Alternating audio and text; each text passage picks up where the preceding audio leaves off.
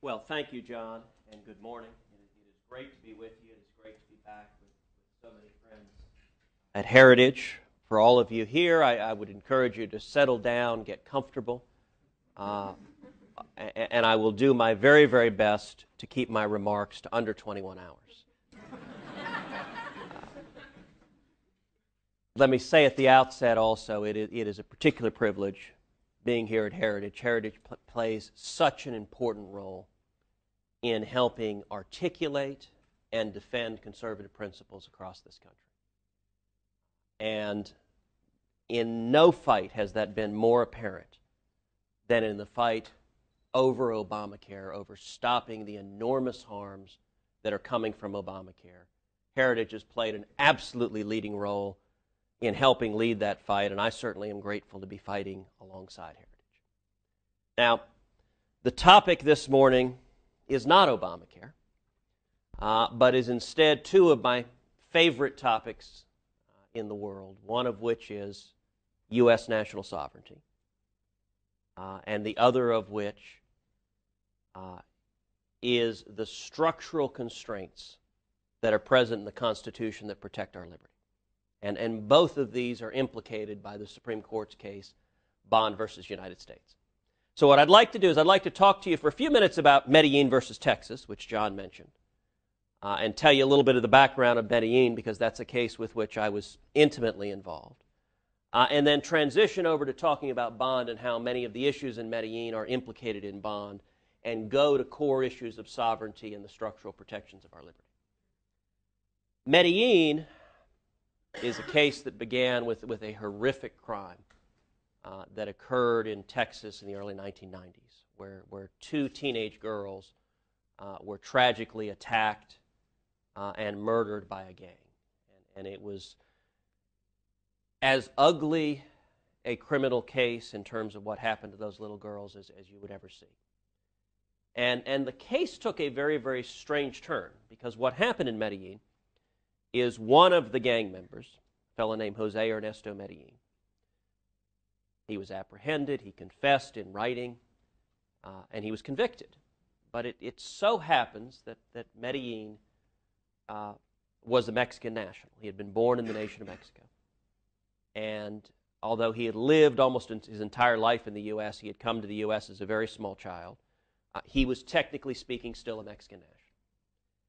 And there are a series of international treaties, most notably the Vienna Convention on Consular Affairs, that provide that when an individual in a signatory nation is arrested in a foreign nation, that you have a right to contact your consulate. The consulate has a right to provide you assistance.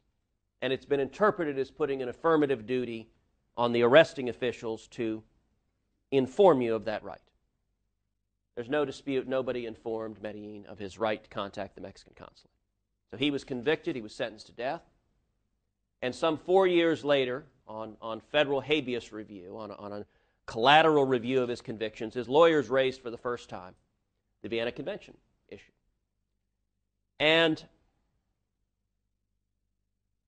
roughly concurrently, the nation of Mexico sued the United States in the International Court of Justice, which is the World Court, based on the Vienna Convention.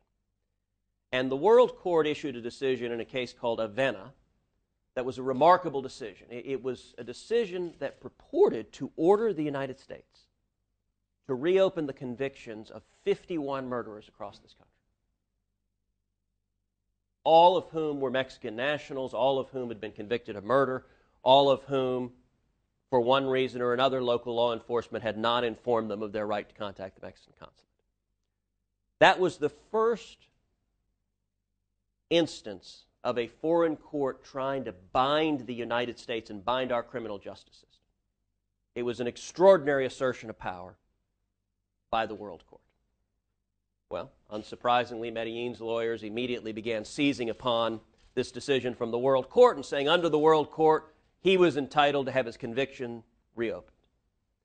And the case went to the U.S. Supreme Court twice. I argued it twice in front of the U.S. Supreme Court. I guess the first time we didn't do a good enough job because we had to have a do-over the second time. The case took an even stranger wrinkle, though. because while the case was pending, the President of the United States, whom I would note was a Republican, George W. Bush, signed a 2-paragraph order that purported to order the state courts to obey the World Court. It was an extraordinary order. And so the second time we argued Medellin, when it was Medellin versus Texas, there were 2 issues before the Supreme Court. Number one, does the World Court have the authority to bind the U.S. justice system, to reopen final criminal convictions? And number two, does the President of the United States have the authority to order the state courts to submit to the authority of the World Court? Now, those were, for anyone who is a student or fan of constitutional law and the constraints upon the exercise of federal powers, these were issues that really go to the heart of federalism, go to the heart of separations of powers. And Texas argued in Medellin that the answer to both of those questions was resoundingly no, that the World Court had no authority to bind the U.S. justice system, both because the treaties at issue were not what is called self-executing. And in treaty speak, and for those of y'all who don't carry the burden in life of being lawyers, there is a distinction of 2 different types of treaties, those that are self-executing and those that are non-self-executing. A self-executing treaty has binding domestic legal force by virtue of its ratification. It doesn't need anything additional to have binding domestic legal force. A non-self-executing treaty is essentially a contract between nations, but it doesn't have binding domestic legal force unless and until Congress, in conjunction with the President, passes legislation giving it binding legal force. So those are the 2 types. In Medellin, the Vienna Convention on Consular Affairs was non-self-executing, which means everyone agreed it didn't have binding legal force. One of the things the President was effectively trying to do with his memo was unilaterally transform a non-self-executing treaty into a self-executing treaty that is binding. And the Supreme Court in Medellin, it was interesting, just about every pundit, just about every academic, just about every media outlet covering Medellin thought that we didn't have a prayer. That was the conventional wisdom. I remember actually Heritage organized a moot for me to get ready for the argument that was incredibly helpful.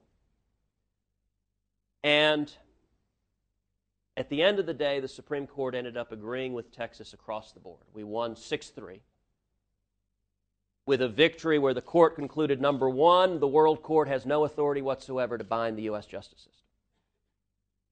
And number two, the President of the United States has no authority to order the state courts to obey the World Court. Those were both incredibly significant decisions going to U.S. sovereignty and also going to the structural constraints on government. All right, so let's fast forward to Bond versus United States, case that the Supreme Court is getting ready to consider. Now, Bond, a Pennsylvania woman named Carol Ann Bond, committed a local crime, an unfortunate crime. She discovered that her husband had been with another woman and had impregnated another woman. And she was pretty unhappy about that. I have to admit as an aside, you know, one of my favorite characters in Washington was Dick Armey. And one of my favorite things Dick Armey ever said is during the height of the Monica Lewinsky scandal, someone asked Dick Armey, Leader Armey, what would you say if you had been President Bill Clinton? And Armey's response, he said, well, I wouldn't say much of anything, because I'd have been lying in a pool of my own blood, and Mrs. Armey'd be saying, how do I reload this darn thing? So, Mrs. Bond was not quite as drastic as Mrs. Army might have been, but she nonetheless got a chemical and put it on the mailbox and doorknob of this woman, and this other woman suffered burns from this chemical. Now, look, it's an unfortunate act of assault. It's something state law, state criminal law, for hundreds of years has been able to handle. If you use chemicals to burn someone, you'll be prosecuted. That's assault, and that's our criminal justice system works pretty well on that. Except she wasn't prosecuted locally. She was prosecuted instead for violating the Chemical Weapons Convention Implementation Act, which is a treaty.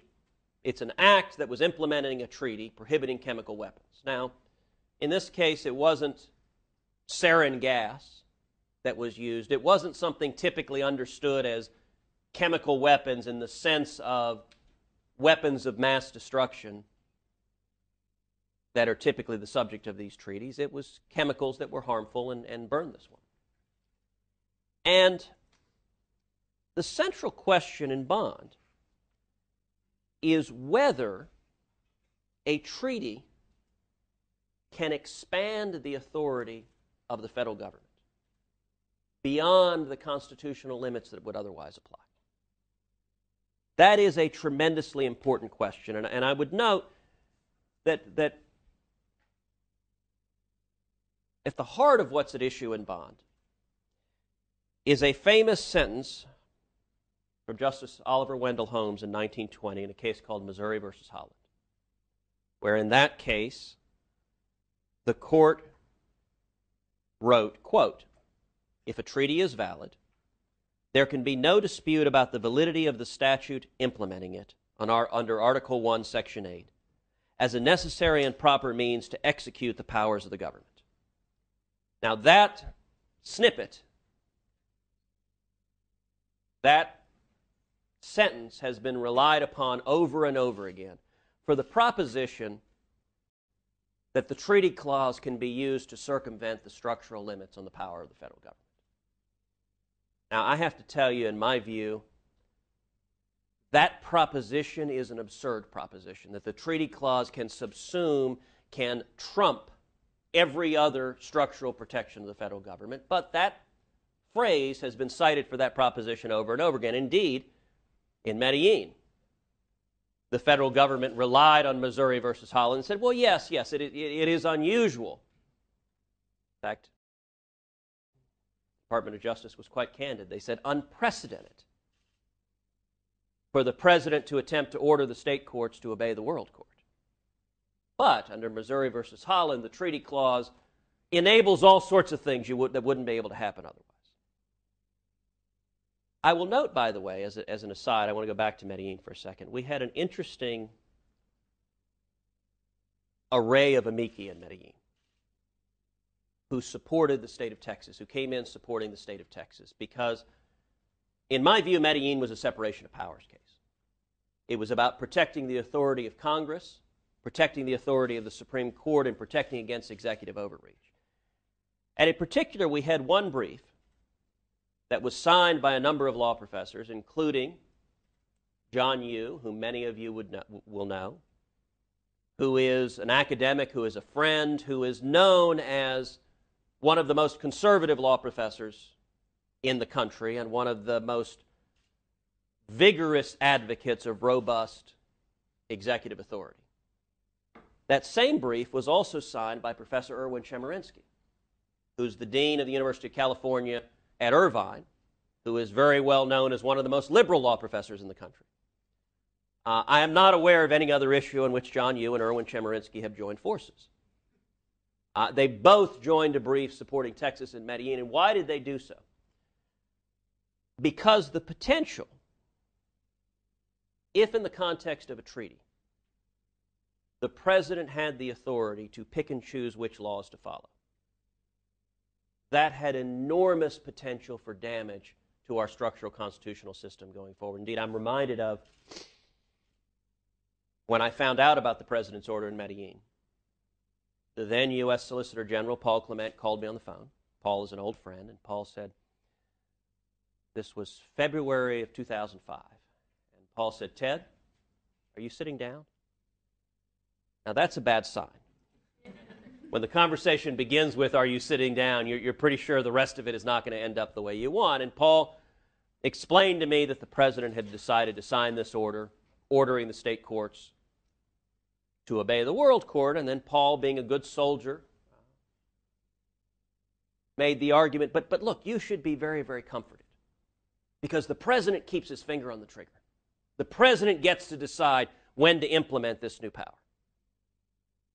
And my response on the phone, I said, number one, Paul, given how it's being implemented right now to undermine the convictions of 51 murderers across this country, that does not give me much comfort. But number two, Paul, there came a Pharaoh who knew not Joseph and his children. Even if you're arguing George W. Bush will constrain this power, he's not going to be the last president to serve in office. And a president that has the authority to set aside U.S. law is a president that has far more authority than the Constitution gives any president. And so how did John Yoo and Erwin Chemerinsky come together?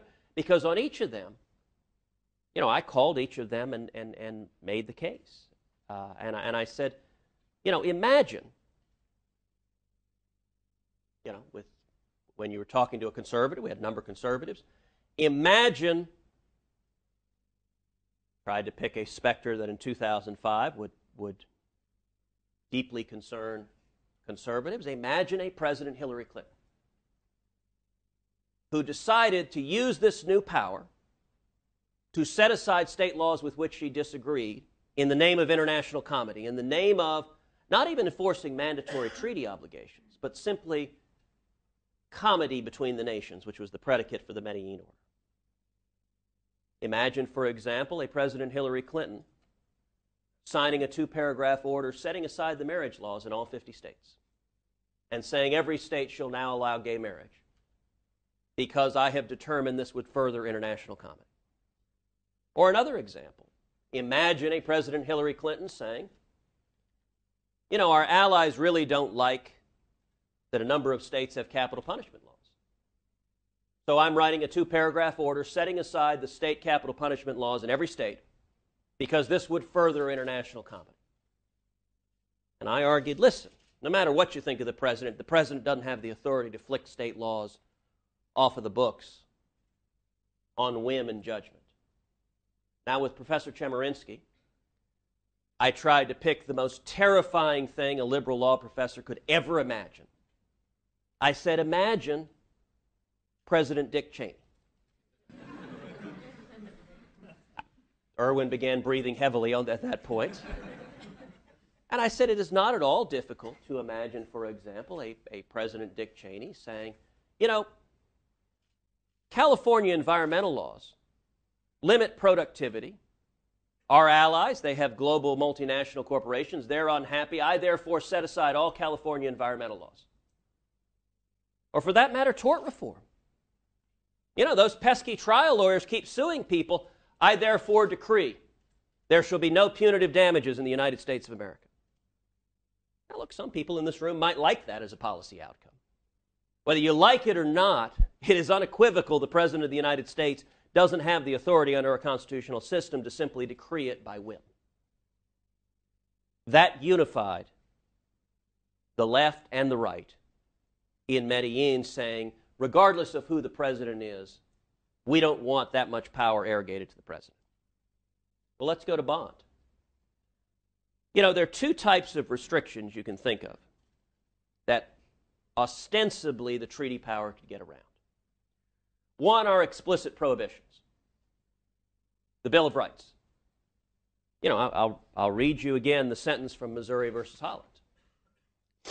If a treaty is valid, there can be no dispute about the validity of the statute implementing it under Article 1, Section 8 as a necessary and proper means to execute the powers of government. Now, surely, it cannot be the case that the president could sign a treaty, say, giving away our First Amendment rights. By the way, if you go to Europe, the First Amendment is an alien concept in Europe. The notion of hate speech is something that is prosecuted But surely it cannot be the case that the President of the United States could circumvent the First Amendment, could restrict the freedom of the press, could restrict our freedom of speech, could restrict our freedom of free exercise of religion through simply signing a treaty, finding some nation somewhere signing a treaty and somehow getting the Senate to ratify it. Surely it could not be the case, as this president is trying to do with the UN Small Arms Treaty, that a treaty could be used as a backdoor way to undermine the individual protections of the Second Amendment right to keep and bear arms. The Bill of Rights would be a hollow document indeed if all of those protections, if every one of the Bill of Rights was read as having an asterisk at the end, unless a treaty is passed that takes away this right. And I would note in Medellin, the second time, Chief Justice Roberts asked a question that went right to this. Chief Justice Roberts asked the opposing counsel, Medellin's lawyer, he said, well, what about if the World Court had simply said the arresting officers that failed to notify Medellin of his consular right, lock them up and throw them in jail for 5 years? Suppose the World Court had ordered that. Go and arrest that man and put him in jail for 5 years. Now that contravenes a number of provisions of our Bill of Rights, including the right to trial by jury. And the Chief Justice's question is, you can't possibly be arguing that simply because of the President's order, the United States would be obliged to go arrest the arresting officer and throw him in jail 5 years, because it would further comedy. That question, if you put it in the bond context, is exactly, can a treaty circumvent the express prohibitions, the rights in the Bill of Rights?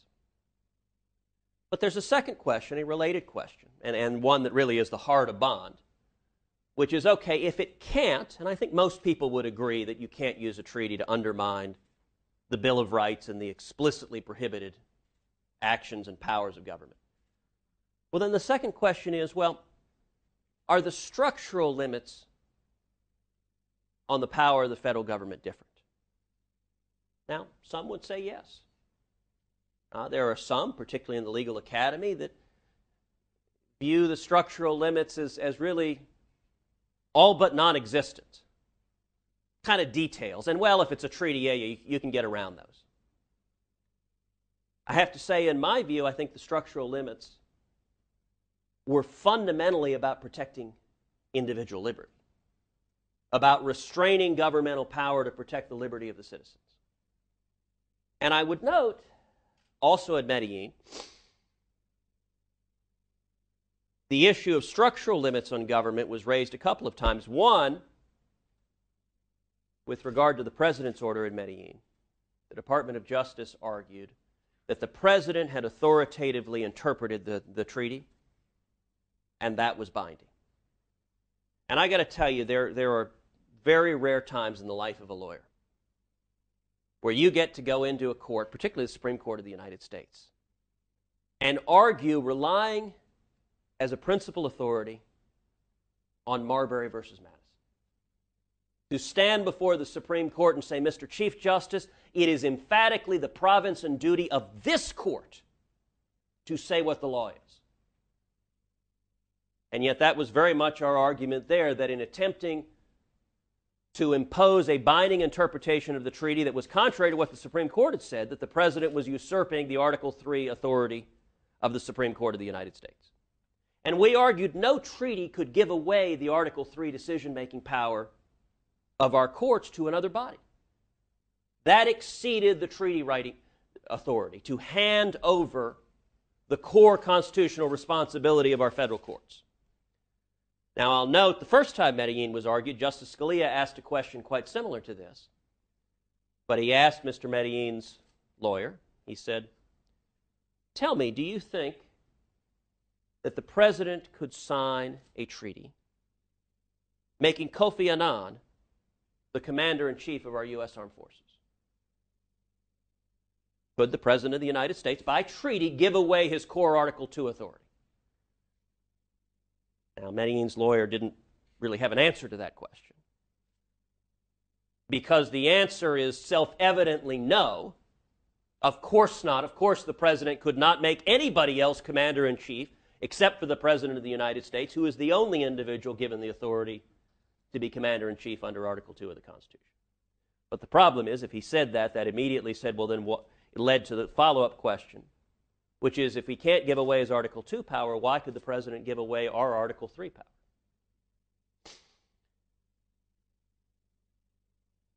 But what it would also open the door to, if a treaty is not bound by the structural limitations, either of separation of powers between Article 1, Article 2, Article 3, the different branches of government, or federalism and the 10th Amendment, the limits between the federal government and the states. What that would do is essentially say that the principles of federalism, the structural limitations on the federal government, they're second-class constitutional provisions. Unlike the Bill of Rights, these other ones don't really matter a whole lot. So, for example, the Lopez decision, landmark decision of the Rehnquist Court that struck down the Federal Gun-Free School Zones Act as being beyond the authority of Congress to legislate something that was purely intrastate. Gun-Free School Zones Act was justified as a matter of regulating interstate commerce, and the Supreme Court, in a decision my former boss, Chief Justice Rehnquist, wrote, said, look, we start with first principles, and it is beyond the authority of Congress to regulate what should be a local state criminal matter. Now, it doesn't mean it shouldn't be illegal. It's just not everything that is illegal has to be illegal as a federal matter.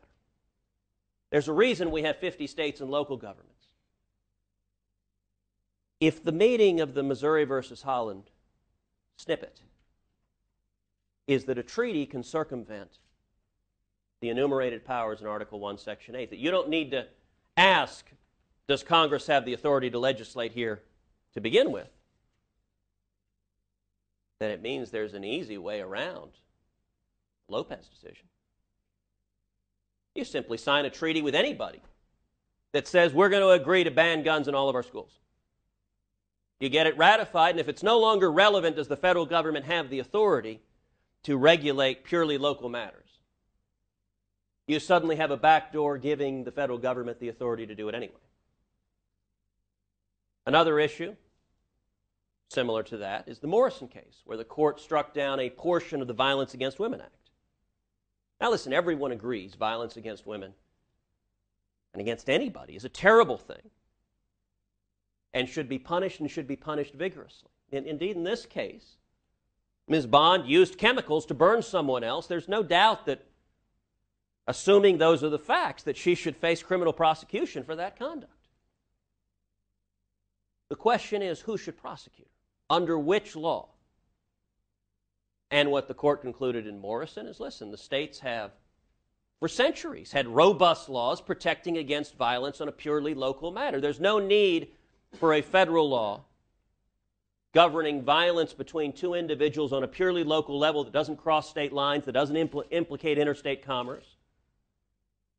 That is a matter our Constitution has left to the states. If the broad interpretation of the Missouri versus Holland snippet is accurate, Morrison can go away very easily. You now have a roadmap. If you find the limitations on the federal government's authority irksome, any president has a simple path to get around it. Find any nation, doesn't matter which nation, any nation anywhere in the world, negotiate a treaty agreeing to do what you couldn't do otherwise. And if the Senate ratifies it, and by the way, that means you can cut the House of Representatives at everything, then suddenly the federal government has authority it didn't have before. I would suggest to you that is a radical interpretation of the treaty power. And that is what is at issue in Bond. Does the treaty power enable the federal government to circumvent the structural limitations on the authority of the federal government? Now, Missouri versus Holland, it may be possible for the court to distinguish that case. There are grounds on which you can distinguish it, but if you can't distinguish it, then Missouri versus Holland should be overruled. Because the proposition that the treaty clause is a trump card that defeats all of the remaining structural limitations on the federal government is not a proposition that is logically defensible. So that's what the court's going to be wrestling with. In Medellin versus Texas, they did the right thing. They defended U.S. sovereignty. They upheld the structural limitations on government power, which serves to protect individual liberty. And it is my hope that in Bond versus the United States, the Supreme Court does the same thing, that it interprets the treaty power with an eye towards the 10th Amendment, with an eye towards our federalist system and the structural limitations on the federal government, and with an eye towards protecting United States sovereignty. Thank you.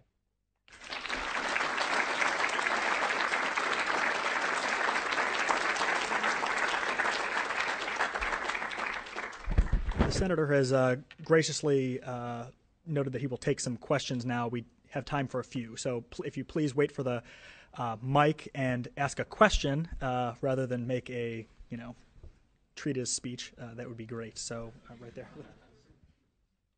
Yes, sir. So I'm pleased to be among all these legal scholars, so I hope you can clarify something for me. In the Medellin case, the president was effectively precluded from picking and choosing the laws he chose to enforce. Yet I've seen, we've noticed in the last 5 years or so, the president has picked and chosen lots of laws to enforce. Employer mandate, border enforcement. How is it that that happens now so routinely? The question you ask is a terrific question. And it is one of the most disturbing aspects of President Obama's administration.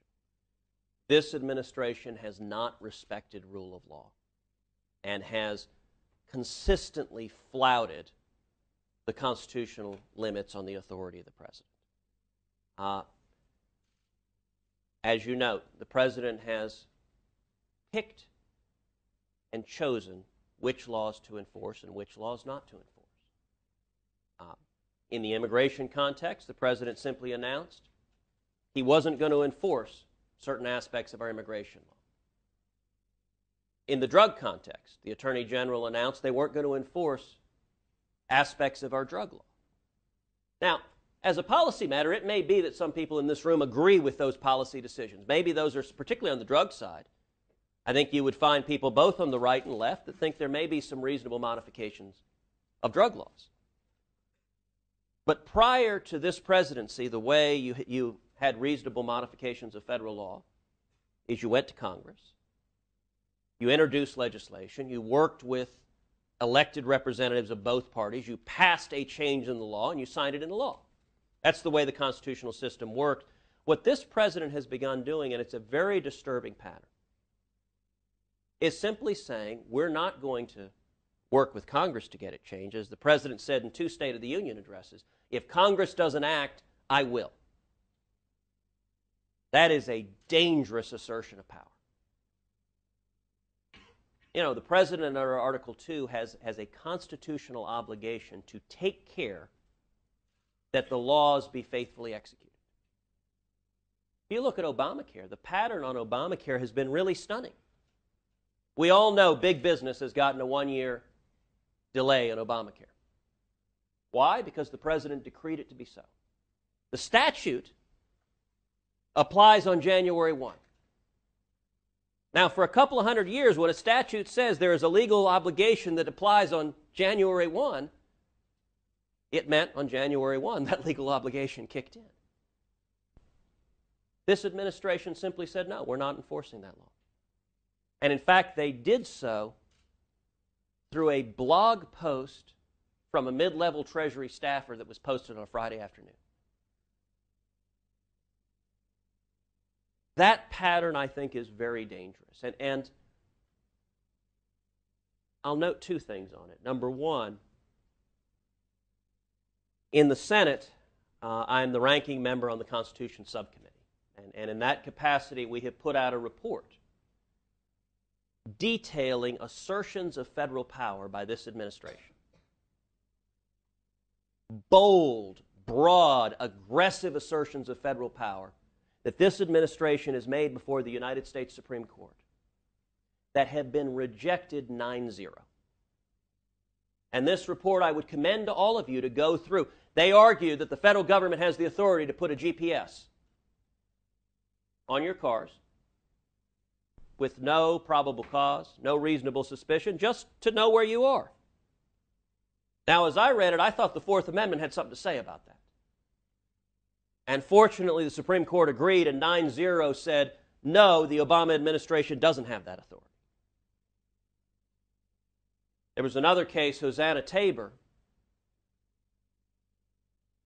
where there's an exchange that we quote in this report between the Obama Justice Department lawyer and Justice Elena Kagan. Now, you will recall Justice Kagan was the Solicitor General under President Obama, and I think it's fair I think all would agree that Justice Kagan is not a right-wing kook. This exchange with Justice Kagan, she asks the Obama Justice Department lawyer, is it your position that the First Amendment says nothing about whether and how a church may hire its ministers and the employees who work for the church? And the answer from the Justice Department lawyer was, we see nothing in the First Amendment that addresses the ability of a church to decide who its pastors are going to be and who work for the church. And Justice Kagan from the bench said, I find that position remarkable.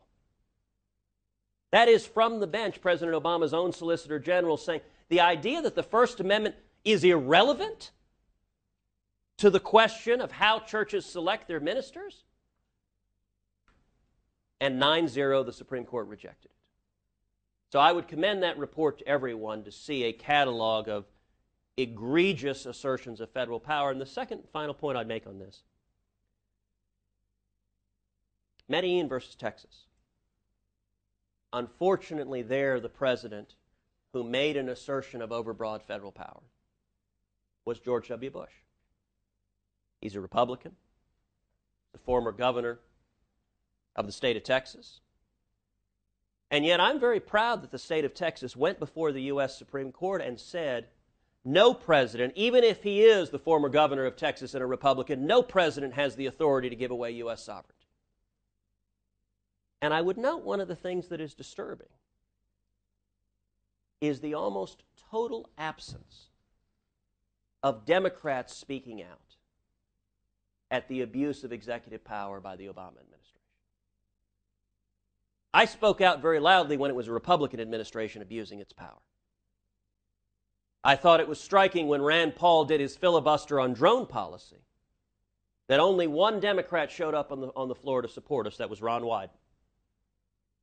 The other 53 Democrats apparently had no concerns if the administration used drones to target U.S. citizens. And I hope in time, there have been historically Democrats who have been genuine civil libertarians, who have been concerned about overbroad power in the federal executive. And I hope in time you will see some Democrats with the courage to speak out and say, even if I might agree with this policy, the president doesn't have the authority to decree it unilaterally, and any time you see too much power arrogated in the president, it undermines the liberty of everyone. Question?